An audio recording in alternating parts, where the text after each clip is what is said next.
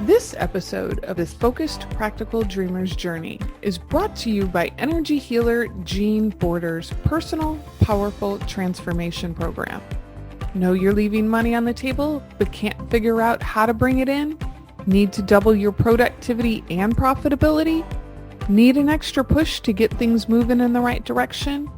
Visit www.focusedpracticaldreamer.com/transformation now and apply for a business consultation with Jean. Welcome to the Focused Practical Dreamer's Journey, where we take out your emotional baggage and heal your emotional body so you get to enjoy the success you desire and deserve. Prepare to feel a sense of relief and empowerment as we get rid of the baggage you've been carrying that's held up your business success up until now. Be sure to visit our website at www.focusedpracticaldreamer.com. While you're there, subscribe to us via your favorite network. Now, lean in, get comfortable, and prepare to take off. Good morning, everyone, or good afternoon, or good evening from wherever you're listening from. This is Jean Border. I'm your host with the Focused Practical Dreamer's Journey podcast, and I have another special guest with me. I just love these conversations. I get so juiced. My special guest is Rozlyn Warren, and I am excited to have her here, but I'm going to let her tell you a little bit about her. Hi, Rozlyn. Hi, Jean. Thanks for having me, and welcome, everyone. So good to be here. So tell you a little about me. We only have an hour. Okay, you get a short portion of the hour. Yes. So, I love working with folks who are on the entrepreneurial journey, and they've gone along, and things are okay, and then they kind of hit, like we hear it called the glass ceiling, but they're just bumping into something, and they're mystified. Why can I not take that next step forward? And so I call myself an intuitive wealth and abundance coach, because that's what we work with. And you notice there's wealth and abundance, because the way I look at it, they are not the same thing. To me, wealth is an aspect of abundance. Mm-hmm. Does that sound in line with what you teach? Well, and the reason that I parse it out that way is because for so many soul-led, heart-centered people, we just don't talk about money. We don't like using the word money. We want abundance. We want prosperity, blah, yeah. But when it comes right down to it, it's like, I'm not comfortable talking about money. And you know where that all comes from.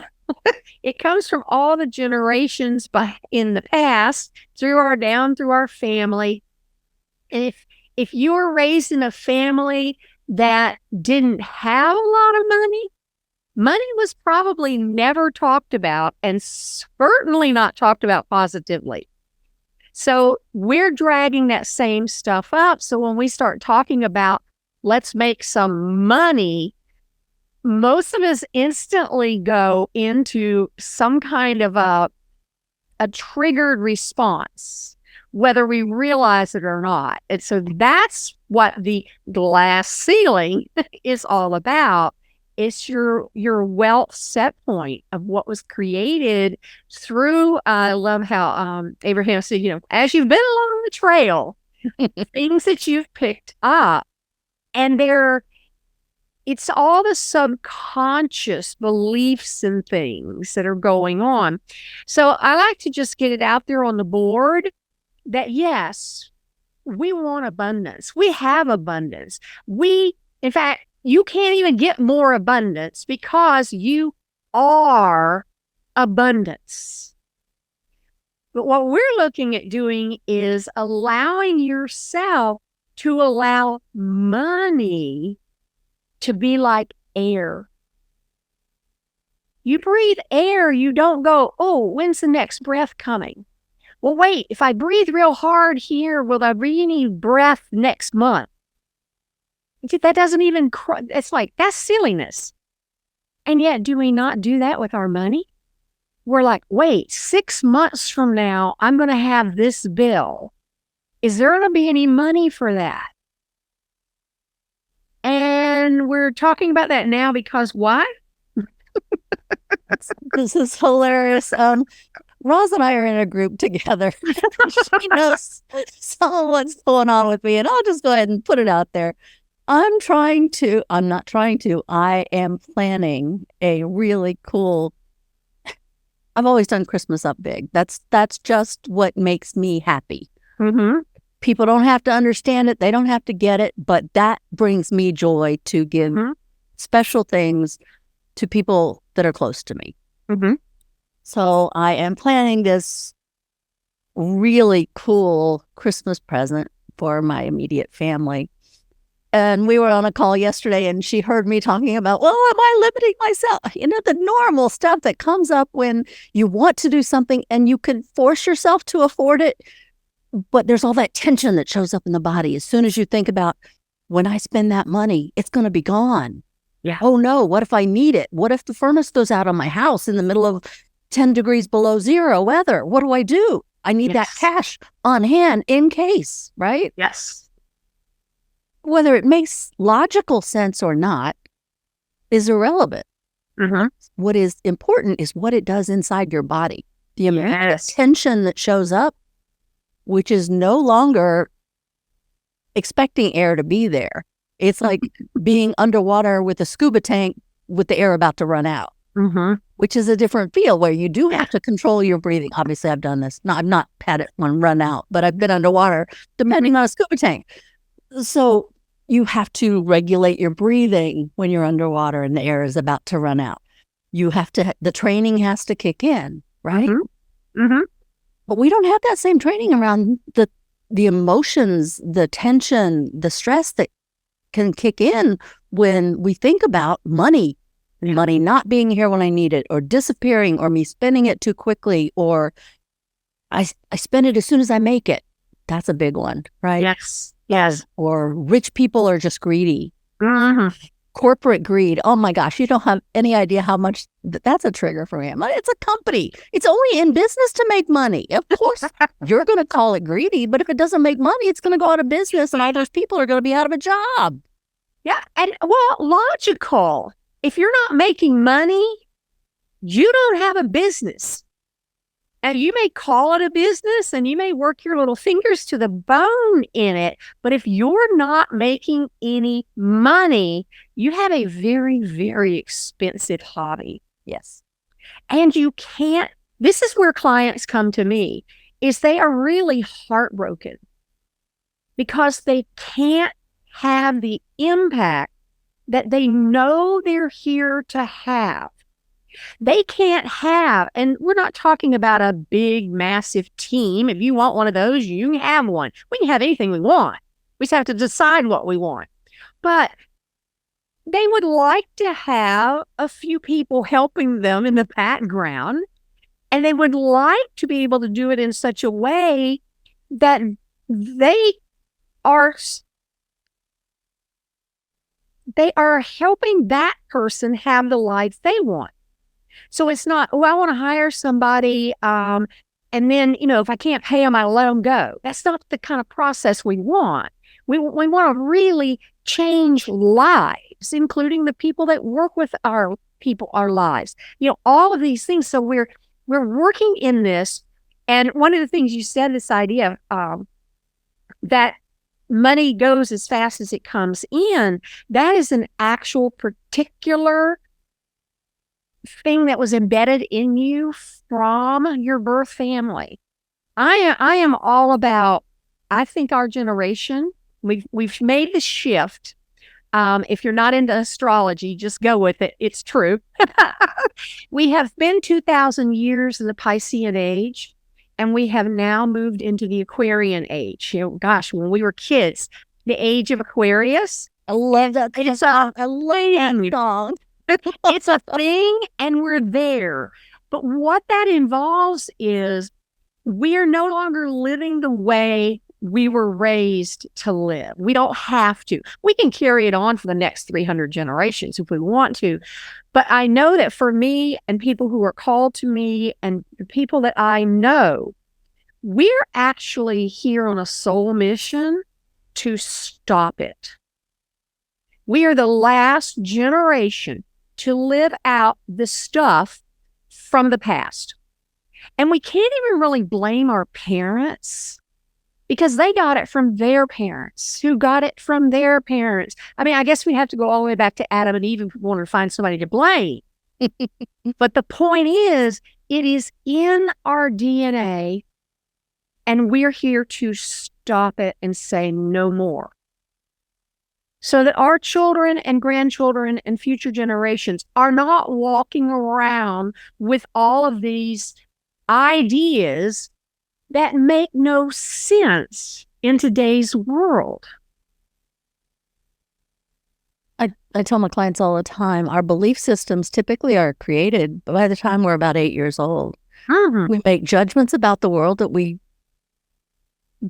don't really understand the event that caused us to create those judgments. Mm-hmm. Don't really understand the language that was being used, that we heard that we didn't quite take in maybe the way it was meant. Mm-hmm. We didn't understand nuances. We heard something and it struck us and we created a whole world around it. Mm-hmm.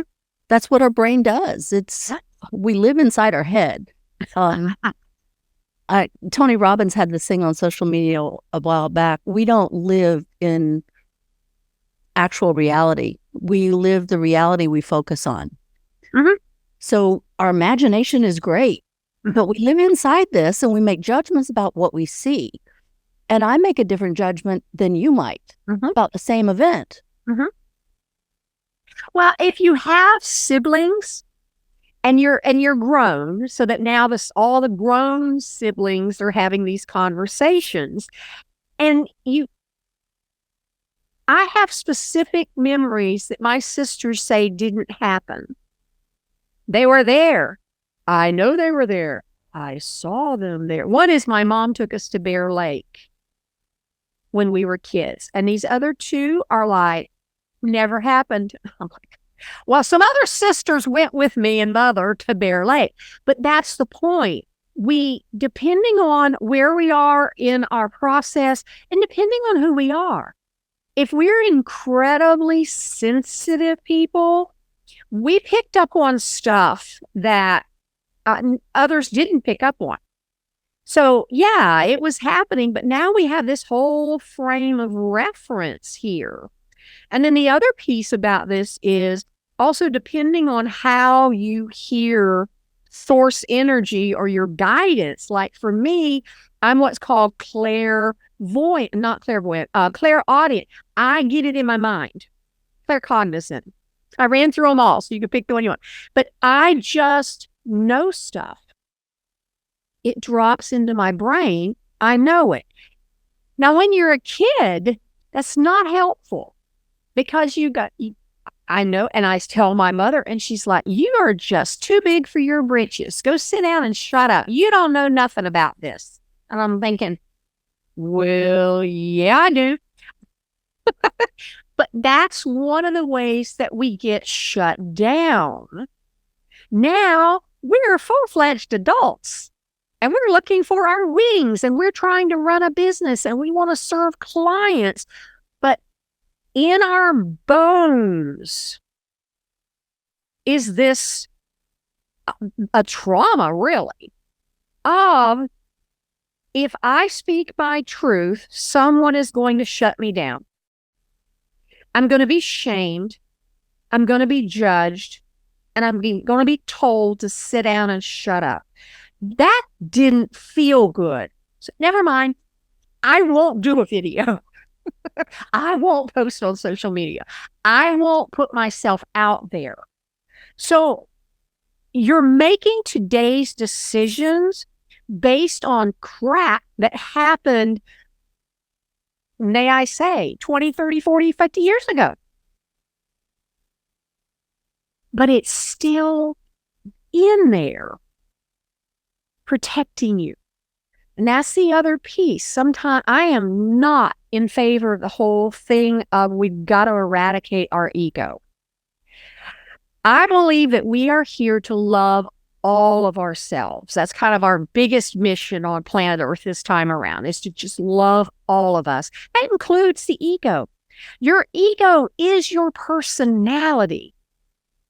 That's what makes you unique. We are all one. We are all made of the same stardust. We are actually the same until we land in a body and have a personality. And that's what makes you Jean, makes me Roz. So I can't get rid of the part of me that actually makes me me. But what I can do is heal it and stop letting it drive the bus. Unconsciously. Oh, absolutely. Absolutely. So in my journey to where we are today, I literally, which I think a lot of us do, I'm not going to tar myself if I was the only one, but somehow or other, well, hello, I was the oldest child in a, there wasn't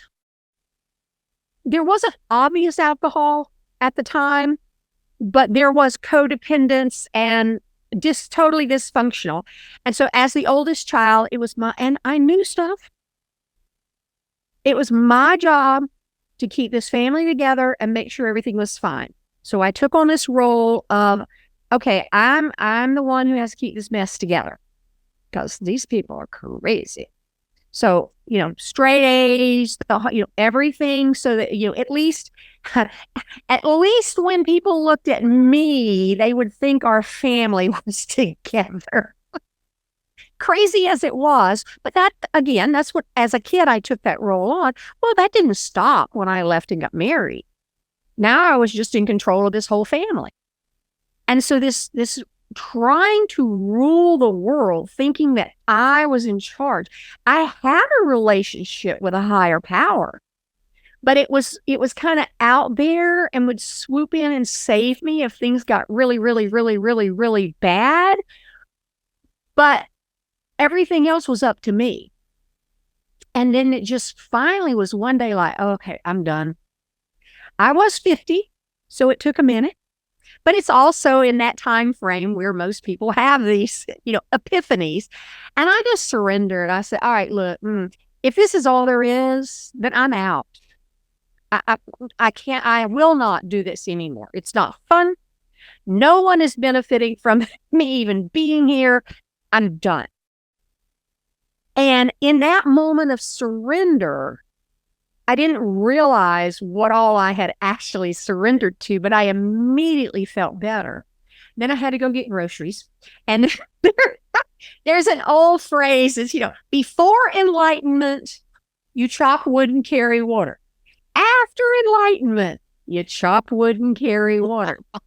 So I went to the store, and where we were at the time, and that before they remodeled, the book section was right there at the beginning, opening of the store. So I wandered through it, and I saw this darling little book. I'm always attracted to small books, and it ended up being The Secret. Oh, now, never heard of it before, didn't know anything about it. In fact, funny story, I was looking at the back and I'm like, oh, this is pretty new age. So, because I was really called to it, but so put it back. And then I'm wandering around. I'm like, that book. So I picked it up and I said, if I'm supposed to have this, let me know. And I opened the book, and on the two facing pages was a Bible verse. And I went, okay. Shut the book, bought it, and the rest is history. Well, of course, if you don't know The Secret, that is the only Bible verse in the entire book. And it's only in that one little spot that I opened the book to. And it was just my sign that this was okay for me to explore. And it changed everything, because what it opened up for me was, hello, you are not in charge. You can create your own reality. Everything you have 100% control over creating, yes. But you're not in charge. You don't have to be in charge. And the biggest piece for me, and I heard somebody say this the other day, and I went, oh, come talk to me. They're like, I don't like that law of attraction. Every time I read it, they're blaming me. And I went, no. Actually, the fundamental number one piece of it is there's nobody to blame. We come out of the victimhood that we've got ourselves wrapped up in. If it wasn't for this, that, 50,000 other things, I would have the life I want. No, just have the life you want. And you talked about that. When you shut down into resistance, it's hard for that to filter in. So for me, the biggest thing, I have it in my little story on my website, and it's in all caps. I go, sorry for yelling at you, but if I am 100% responsible for my life, then I can change anything in my life. If there's someone else who's responsible for things that are happening to me, I have no power. That's where all of this victimhood comes from. And as long as we are looking outside of ourselves and going, if you would change and you would quit and you would, then my life would be great. And there's that old saying, if mama ain't happy, ain't nobody happy. And of course, when you first hear it, you might think, like I did when I was younger, that means everybody needs to make mama happy. But that's not what it means. It means mama needs to get herself happy. And the fallout will be that everybody else will be happy too.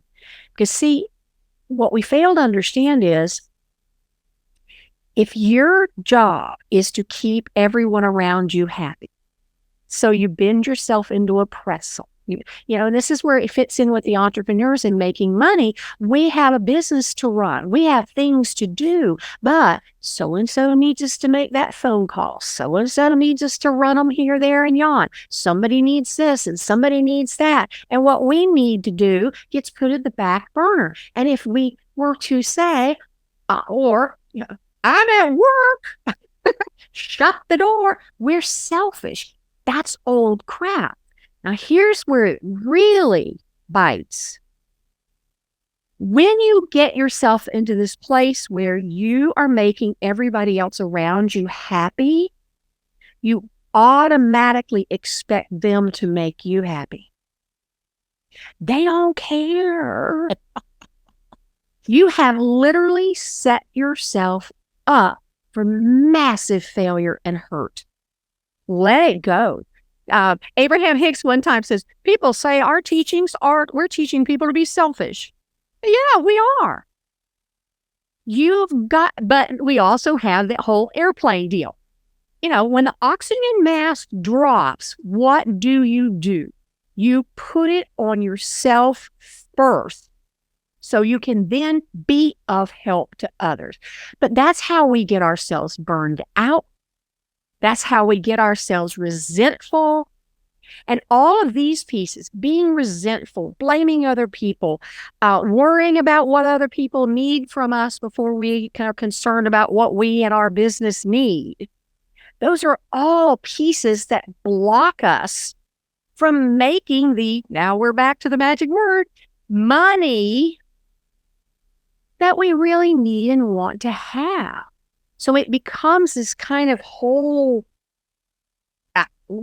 web, but we can move ourselves out of it.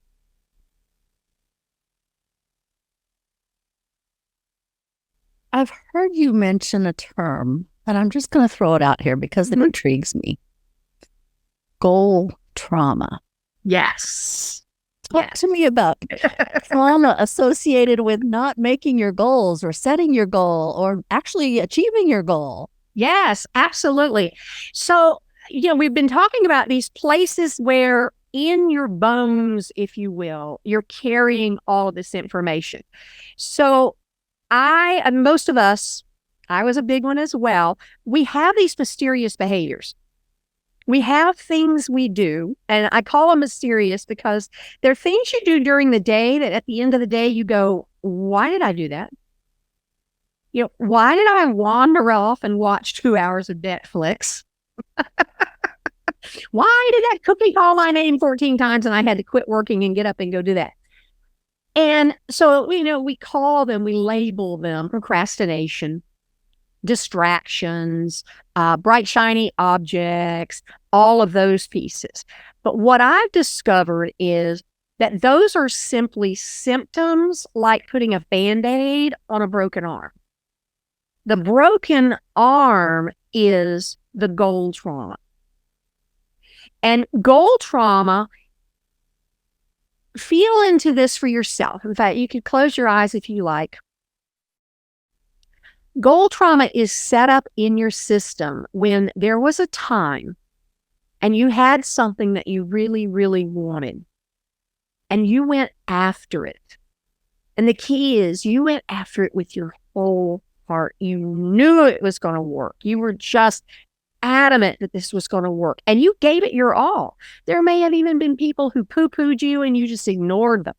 Or there were people that made other suggestions and you went, yeah, I got it, thanks. And you just plowed ahead. And then for whatever reason, it didn't work. It failed. You, of course, thought, I failed. And it broke your heart. I am sure each one of us has this type of memory. So just take a nice deep breath and allow your nervous system to calm back down a little. Because what happened when you had that happen, your heart was broken, your nervous system went, oh, don't like that. And we're not ever going to have that again. We're never going to feel that kind of pain again. So now inside of you is this, a lot of times we call them blocks, but we have this place in your system. It's actually wired into the nervous system. That's why we can't think our way out of it. It's like, oh, that happened long ago. I learned all these lessons from it. I'm over it. You may be over it, but your nervous system is not. It is holding on. So it affects us in two ways. The first is when you want to set a goal, and I can guarantee there's probably not a single person here that you get a brilliant idea and you can see the stars out there. And then immediately the voice in your head says, yeah, and how are you going to do that? And so you pull back a little bit. Well, okay, I won't go for Mars. I'll just go for the moon. Yeah, well, how are you going to do that?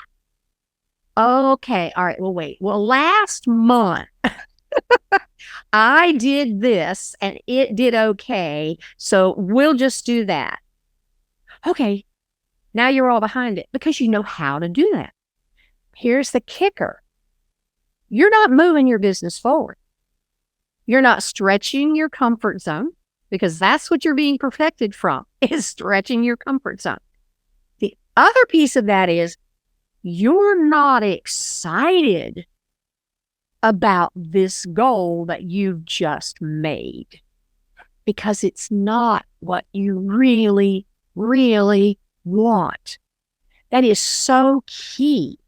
But if you go up to what you really, really want, there's too much stress and too much strain. So it causes you to refuse to set a goal that's way out here because half of it you don't know how to do, which is the whole point. If you've got a goal that you know exactly how to do it, it's actually not a goal, it's a task list. You just got to set, and that's how get out of bed and do that thing today. It's just a set of tasks. But when you set a big goal, and some of it you know how to do, some of it you haven't got a clue, now you're excited. Now you're telling everybody, I got this awesome project I'm working on. That's what sets the manifestation in motion. People automatically want to help you. Oh, I have a resource for that. I know somebody who's doing something like that. Just all sorts of things come out of the woodwork but we can't let ourselves do it because it is that trauma locked in and stops us from it. And so, okay, let's say I went this far outside my comfort zone. So you're sitting down and you're starting to work on this new project. What's going to happen? You're going to go into procrastination. You're going to go into resistance. You're going to go into what ifs. Well, what if bad? We know how to do what if up, but this is what if bad. What if this fails again? Oh, I don't know if I could stand it. Well, maybe I better not tell anybody about it because, So it's that process. And what's cool is once you recognize it and see it and understand it and heal it, it's not that difficult to calm your nervous system down and clear that out of your system. But until you actually do it, this is just going to be a drag on you. And until you can set, now we're back at the well set point. Until we can move past what we've been programmed to be able to have. People like us don't make more money than that. We all have heard and read stories of people who win the lottery. Oh yeah, they wanted that money, or they wouldn't have bought tickets, and they're thrilled. And usually within 2 to 3 years, they are right back or worse than they were before they won the lottery. And people go, I don't understand that. Well, they just spin it crazy. Yes, the outer visible sign was they just bought everything under the sun, right? But the inner part that was functioning was they were getting rid of that money as fast as they could. They didn't deserve it. It wasn't theirs. We do have that thing running on about we have to work hard for our money. Oh my God, I'm one of those rich people that are terrible and bad.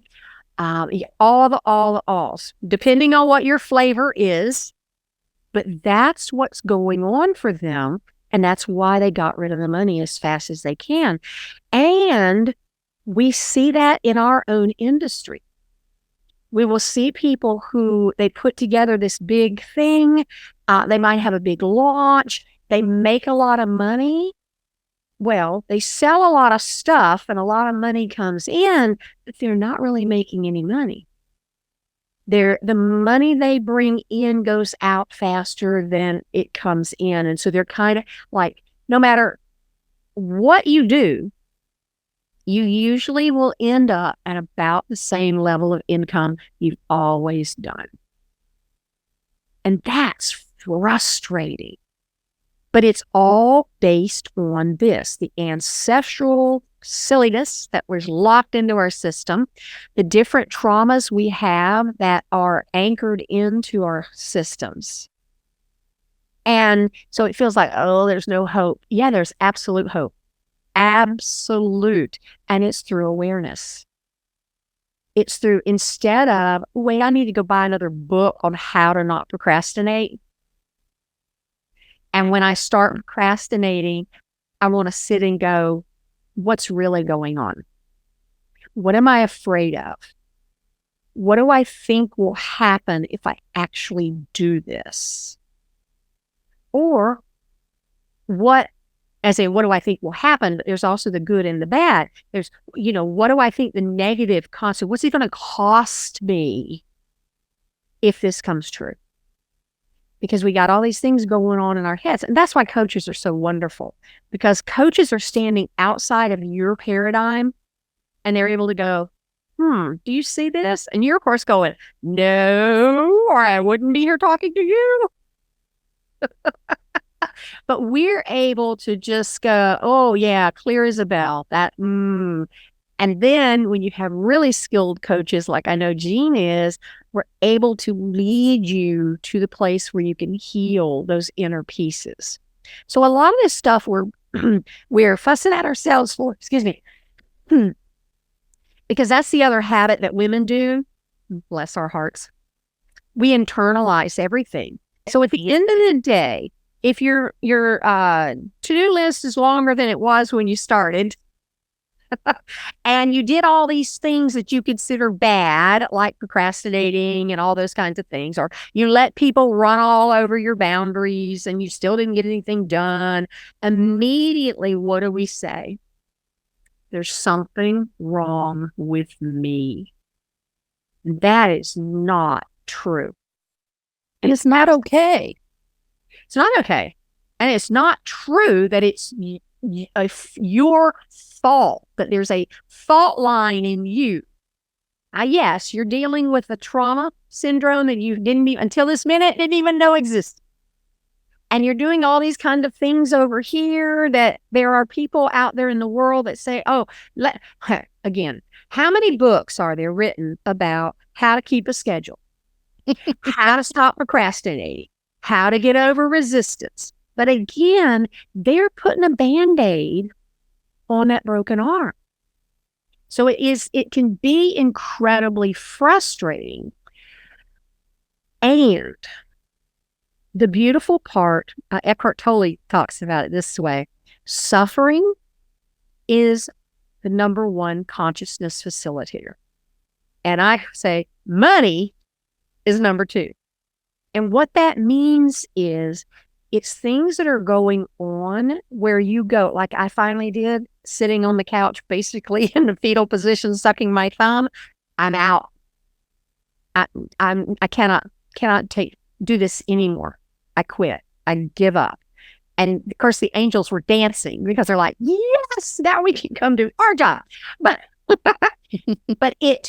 something going on in your life that you do not like brings you to a place of identifying what you really want.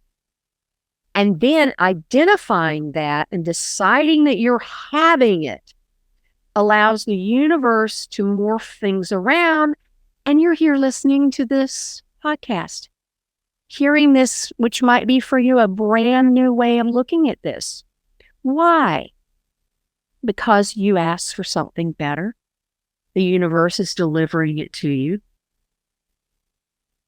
There is a movie that I was drawn to. It wasn't my history, but the message, and it's a Jennifer Lopez, it's an old movie. It's called Enough. Okay. When you get to the point where you just can't take it anymore and you just say enough, that for so many people is the pivotal point where everything changes. Yes. In her case, it was an abusive ex. Right. Yeah. And she was just no longer willing to accept him stalking her, and all the psychological pain and physical, emotional, mental pain. But for so many of us, we get to the point where we just say, enough. Yes. I no longer accept XYZ, and my life will not reflect that. That betrayal, that whatever happened that was your decision point. Yes. Because and in a lot of the classes that I've been involved in, there comes a point where you decide.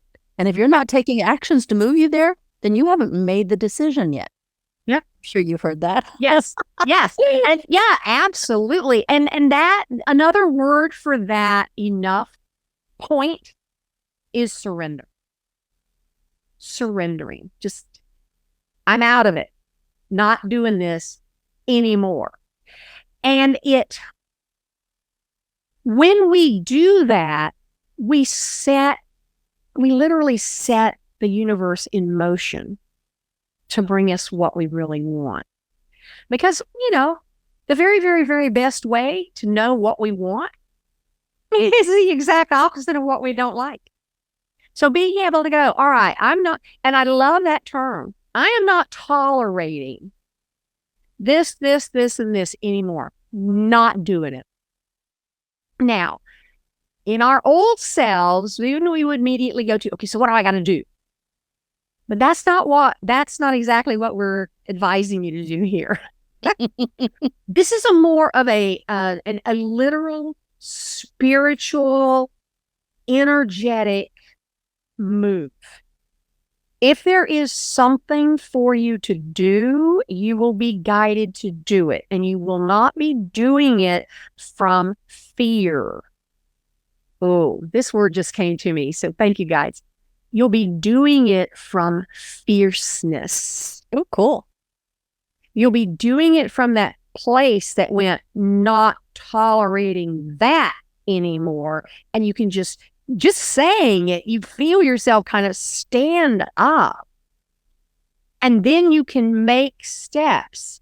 But when we are like, and then, or I'm just so mad, I'm going, you haven't made a decision. You're just acting out. Mm-hmm. And okay, maybe something gets shifted during that, but it's going to slink right back because there's not a decision. And all right, is it easy? No. I'm all for flow, and I'm all for things to being fun and easy, and recognizing that there is effort in everything. But when you're in flow, that's something else Jean and I are working with, is this whole thing of, time expands and contracts when you're in flow. And so you're going to get more done when you are in flow than if you are just doing it from fear and from battling and from pushing. I just have to do it. If you can quit pushing. And that's a good question. All right, here's this thing I have to do. Do you really have to do it? Well, somebody said I did. Yeah. Even if that somebody's you.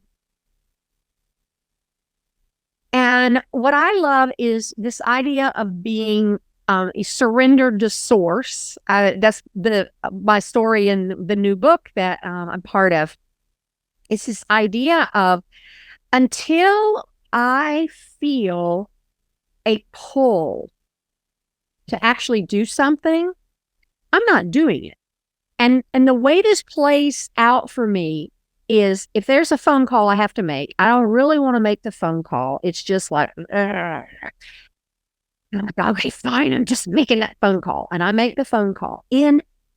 Inevitably, whoever I get on the other end doesn't know what's going on. They're not in a good mood. They have a fight with somebody themselves, and so it's roadblock after roadblock after roadblock. Or I go, okay, this phone call needs to be made. Not happening today. One day it comes up, I go, okay, I'm gonna make that phone call. And I make it. And I get Susie Q, who just got back from vacation. She's the head of the department. She's happy as a little lark. Takes me 1/4 of the time, and everything is resolved in my favor, and we're done. I have a theory. Okay. I believe we are all going to end up exactly where our soul is leading us in this life. There are things our soul wants to take care of and do and grow and expand, and we're going to be there. There's always free will and there's always choice, and I believe this is our free will. We're going there. Regardless, we're going there. We can flow there, or we can get pulled through the knothole backwards. We can run into obstacles and get banged around the entire trip. We're going to end up there. We can't miss our boat. We'll be on the boat when it leaves. Or we can listen to our heart. We can get our head and our ego out of the driver's seat and we can flow to get there and enjoy the journey. That to me is the difference. That's the choice. I was saying about this bus metaphor here. When I first recognized that, ego is driving the bus, which is like giving a 2-year-old keys. Yes. So I put the ego over over here, and then I'm driving the bus. And the ego still has a say about where we go. And I said, no, we're not going there. So it's still this constant conversation. And then I realized I don't drive the bus either. Spirit drives the bus. I do not sit behind Spirit and backseat drive. I sit on the other side about 5 rows back, and all I do is look at the scenery and enjoy the ride. Ego is at the back of the bus with colors and jacks and cards and is playing and having a good time. And as long as we all function in our roles, we flow through life. Good things always happen to me. The universe and everything in it is conspiring for me. All is well. All is well. Does it mean shit doesn't happen? No. I've had cancer. I lost a son in a car accident. Shit happens. We're human. It happens. How do you thrive through that? I wasn't driving the bus. I didn't like it, but I'm not driving the bus. So I stayed in my lane, stayed in my center, when he passed, I realized if I started thinking about him as my teeny tiny little baby, I lost it. If I started thinking about the fact that his 3 kids now didn't have a dad and all the stuff he would miss, I lost it. And I had to keep coming back into this moment. It is what it is.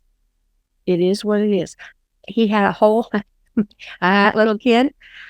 He was 31. He had been on a specific soul mission his entire life. I will be kind and say it that way. He was a trip. And he had done what he came here to do, and he left. If I could stay centered, I was centered, and the universe drove the bus. My husband goes, how did you do that? I'm like, I got up, what's that word? Without preparing. There's a big word for that, and it's not going to come right now. I stood up and talked at his service.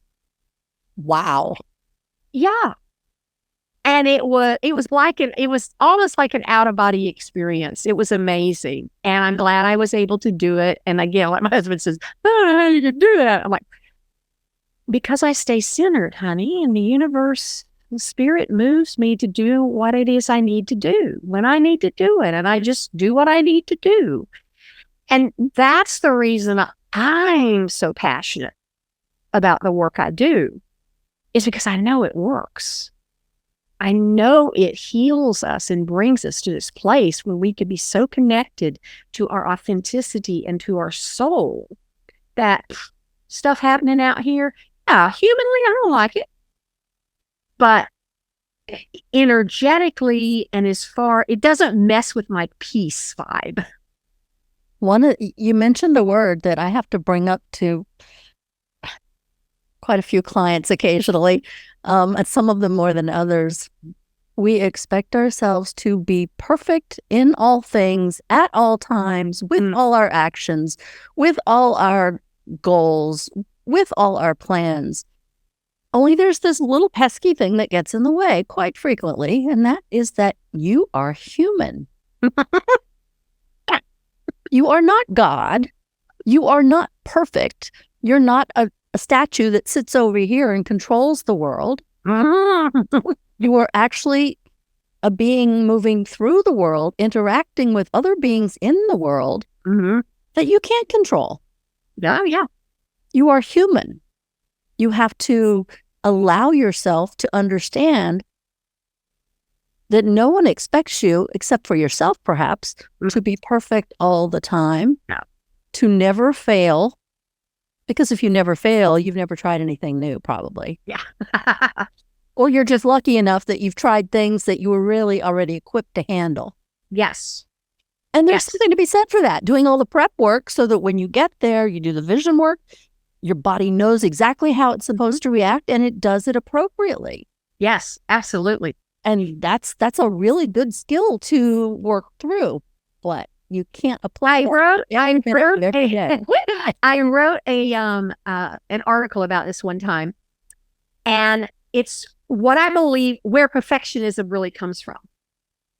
And at a soul level, you are perfect, whole, and complete. There is nothing that you can add to or take away from your essence. And then we come into this, just a tiny little bit of our essence comes to light up our bodies, to enliven us. And now we're humans having this ride. And I'm like, coming to Earth as a human is like going to Disney and being on the teacup ride till we throw up. It's like, hey, we're just here to have fun, right? And then eventually you outgrow that and you want to go to Epcot where things are more peaceful. And to me, that's our awakening moment, right? But I feel like sometimes, now there's a lot of other reasons for it as well. Again, the childhood stuff about how if you're not perfect, you're lambasted, and all that. But I think there is this piece to it that we're here on planet Earth, we're doing our thing, and we're trying to reconnect to that perfect, whole, and complete part of us. And we're thinking somehow I can replicate that in my human experience. But that's not what we're here for. And so, yes, owning you are perfect, whole, and complete in your essence. That's where our value comes from. All this crap about charge what you are worth. You couldn't possibly charge what you're worth. You'd have to charge $1 billion to charge what you're worth. We have to stand in our worth. And then that's a whole nother subject on, what we charge and why we charge it. But from there, I'm perfect, whole, and complete. I can go out here and bumble around and be an idiot. And I'm still perfect, whole, and complete. And yes, I want to do a good job. I want to show up authentically. But that certainly doesn't mean that I'm going to do everything perfect. It doesn't mean that every single thing I do is going to suit. It's certainly not going to suit everyone. Because you realize we have a whole bunch of people out there, and they're usually our potential clients, who are still bumbling around, banging into walls. And then we're over here shining a light, being calm and beautiful and just raising the whole vibration of the earth, which is what our job is. And they go, I don't like that. It's too much light. Well, it's not you. It's the fact that they can't see themselves in the light yet. And so we just go, blessings. Be on your way. So, yeah. Yeah, one of the things that entrepreneurs, small business owners, or people moving into that realm need to become very clear on is, who is my ideal client? Because I'm very clear that the people you just mentioned who don't believe what I do, who don't see any value in it, that's not my client. Absolutely. I don't need to convince them. Yeah. That's not my mission in life. My mission is to help people who are looking for me, who are ready or in that place emotionally, mentally, spiritually, physically, whatever, and they're drawn to me. Yes. The value I provide. I had a visual about this one time, and because I was raised, with this idea that it was my responsibility to go out and save the world. And so, you met the world, and all the people in the world are kind of like the lemmings. They're headed for the edge of that cliff. They're going to fall off. And so I used to stand in front of them and yell, no, stop, stop, stop. And of course, I would either get pushed off the cliff or get run over. And then I finally came to the understanding that that's not my role. So I go to the side of where the lemmings are, and I pitch this beautiful, I think of a harem tent in my mind is what it looks like. But, this fabulous, gorgeous tent. It's multicolored. It's huge and pendants. And I'm just sitting there reading my book, meditating, journaling, whatever I'm doing. And every now and then the lemming will go, wait, what was that? And then they run off the cliff. And then finally one will run by and go, oh my goodness. And they actually come over and ask me, what are you doing? Now I'll share every bit of wisdom I have. That's your ideal client. Talking just to try to slow people down to maybe find you, there's a lot of wasted breath and wasted energy. And you have people already looking for you. Ignore them. Chase after people who are not interested. Yeah. But that is such an easy thing to fall into. It really is. Well, it is if you think about it, that it's that ingrained savior motif of if I already got people over here ready for me to work with them, they don't need saving. I got to go over here and get these people, not to have more, but because what's going to happen to those people? But when we can get out of that savior mentality, what we recognize is they were never our clients to begin with. They belong to someone else. The biggest thing that I ever finally got was this idea, because I'm in the awakening business, right? I want everybody to awaken. There are people alive on planet Earth today whose soul journey is not to awaken this lifetime. They will never get it. They will never come around. They will never understand. That's not what they're here for. And so if we go trying to convince them, you really ought to change your life, you really ought to do whatever, we're actually interfering with their soul path. And when I got that, I was like, it freed me completely up. I'm a lighthouse. I stand in my spot, in my lighthouse. A lighthouse does not run around an island looking for boats to save. That's a really good picture there that you just painted. Yeah. So we stand firm in what we believe and what we're teaching and what we're doing. But I also get with some clients the idea, well, they tell me, I don't get the idea. They tell me that I don't want to limit myself to just working with like a niche because look at all the income. I can help everybody. Well, yeah, you could, but you're not. Well, and something that helped me with that was this understanding that when we're talking about niching down and we're talking about marketing, we limit, quote unquote, ourselves. It's not a limit. It's a focus. So the sun shines and everything is lit. If we want to burn a leaf, we've got to focus that light down on the leaf, and that light will come down and it'll burn that leaf up. No one on planet Earth, Elon Musk, and whatever that other dude is, no one has enough money to market to everyone. So when we're talking about, as business coaches, niching down, looking at who are you serving so that you can talk specifically to them, does not mean, that's just where am I putting my marketing money? And and not just money, but the time and the effort and all the things that you do in marketing, where am I focusing that? So let's say you decide that I am focusing on women who are making money in their businesses and they cannot seem to break through the 6 figures, and they're ready to they've had enough of this piddling around. and they're ready to make the change. That's who I market to.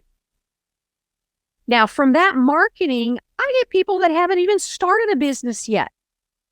Do I say, oh, I'm sorry? No, of course not. Because They don't want your money. They're called here. But I am not marketing. So it's like we're talking about two different things. We're not talking about I'm limiting myself from never helping anybody but this one person. But you are talking about, I do recognize that there is I want to funnel in my marketing into this channel so that it is stronger. It's like the light behind you. It is strong. It is focused. People read it and make sure that this niche is the people you really want to work with. So that it's people that you want. Oh my goodness, if this lady showed up, oh, you would just be dancing in the street because you want to work with her so bad. She shows up on your calendar for a session and you're like, I get to talk to her today. That's who you want. So that's who you're focused on. That's marketing. Your business is open to everyone. And they will find you. Oh, I only work with women. I have 2 male clients. They're very, very feminine energy oriented. I will give them that. But they're attracted to what I have. I'm not going to say, oh, I'm sorry, I only work with women. So it's this idea of separate the two out because they are different. And not only that, your focus may change over time and your marketing strategy may change to a different audience when you become interested in a new aspect of what you do. Well, you're making a decision for now, not forever, right? Here we are. Don't go 6 years out. Yeah. Well, and the other part is most of us, especially when we're doing transformational work, our clients are who we were 5 years ago. So the clients I'm working with today are much different than the clients I was working with 5 years ago, because 5 years ago, I was nowhere near where I am today. So am I not working with those people, the ones I originally worked with? I'm certainly not marketing to them. But there's a lot of free stuff out there and they can come join my lower, end stuff and yada, yada. But they are not my market for what I'm selling right now, for what I have grown into as an expert. And different people are at different levels and they find you at the time that's right for them to find you. Yes. And unfortunately, we're coming really close to the end of our time. It's such an interesting conversation that I didn't want to go here, but, that happens. So, are there any final words you'd like to leave our listeners with? Yes. And then we'll talk about what I have for them, right? Yeah. Okay. So I'm going to share, this was what saved me, if you will, because I had gotten into that habit. This is when I quit, gave up, surrendered, a habit of being negative and critical and looking outside of myself at what everybody else was doing to me. And this idea was leaning toward happy. The decision I made at that time, I read The Secret. I'm like, oh, wow, I've got some power here. I really am not powerless. And being happy was the decision I made. But you can't really go, because happy is like right up there with love on the scale. And at the very bottom is where I was, which was depressed and down and all. And you can't make that leap. But you can go to relief, and then you can go to hope, and then you can go. So as life just carried on. Nobody else around me had an epiphany like I had, right? So when something would happen, I would go, okay, I can focus on this and be mad or upset and all the alls, or I can lean toward happy. I can focus over here on what it is I want instead. Somebody just snapped at me. I want these people to be loving and kind to me. That's what I'm having. And leaning Just lean. Sometimes we make a decision. We see what's wrong. I want that. And we think, okay, it's going to happen in the next 12 minutes. Sometimes there's a little bit of unraveling to do because we've got ourselves all knotted up into this ball, right? There's some unraveling to do. So it can be very, very, very gentle. I will say that it probably didn't take me 6 months to where I didn't have to be so consciously, I'm moving over here. I'm moving over here. I just automatically did it because my vibrational set point was rising. And all I can really tell y'all is that I am so thankful and grateful that my vibrational level was way up here when those two things happened in my life.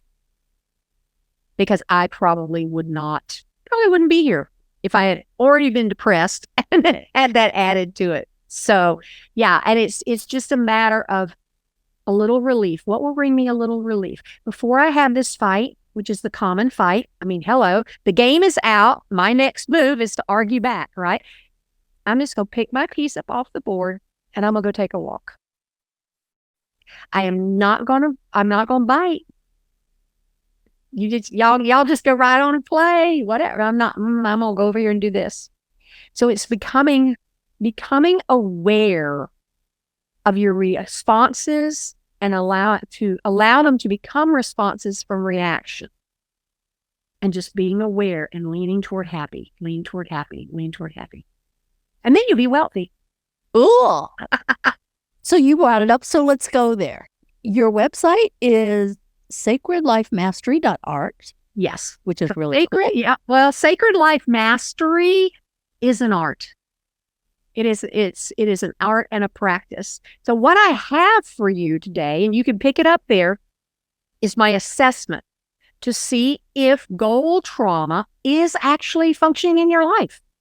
So in 10 minutes or less, you will know whether or not this is something that's running, and it'll also give you some guidance on how to break it and leave it behind.